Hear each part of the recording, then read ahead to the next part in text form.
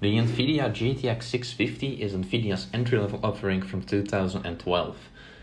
It wasn't really impressive back then, and it isn't impressive by any means right now in 2021. But does it still pack a punch in modern games? Well, let's find out. Starting out by looking at the graphics, it isn't anything impressive. It has just 384 CUDA cores. It has a base clock of just 1058 MHz, and standard it comes with just 1 gig of the GDDR5 video memory. Now the card that I use is the Gigabyte overclocked version. This comes with 2 gigs of VRAM, which will come in handy with modern games especially, and comes overclocked to 1110 MHz. Now firstly I have to put some fresh thermal paste on this beast, remove my chunky GTX 1070 from my system and install this GTX 650.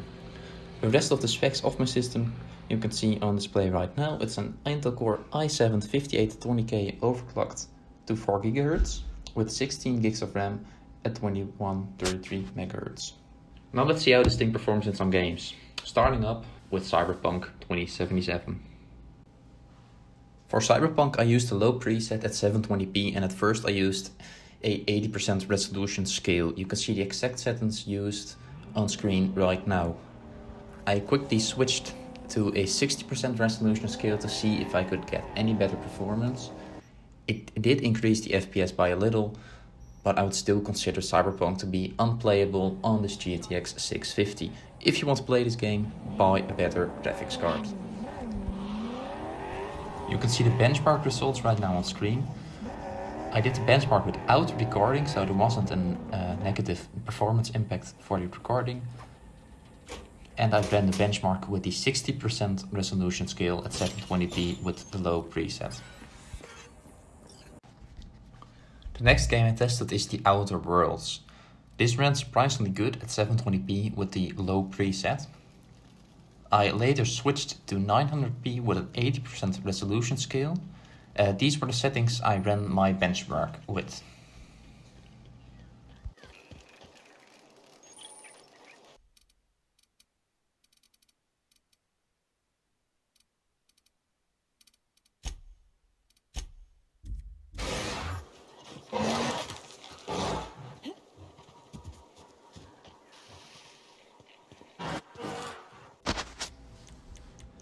I ran Grand out of 5 on pretty much all the lowest settings, which is normal, and 900p. And it ran surprisingly well. This is totally playable on this graphics card.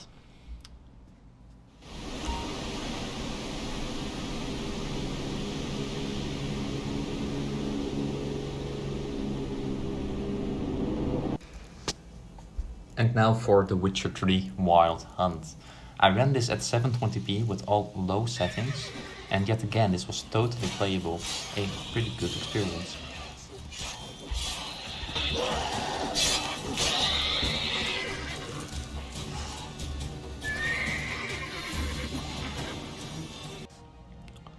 The final game I played on this GTX 650 is Rainbow Six Siege. This isn't a demanding game to play by any means, but it is a strategic game where you want at least 60 FPS to have a good experience.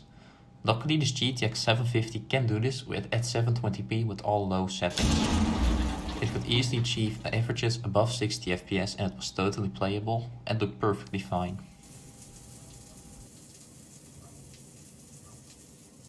So if you're looking for a really cheap graphics card to start gaming, the GTX 650 is an option if you want to play some older AAA games or lighter esports games.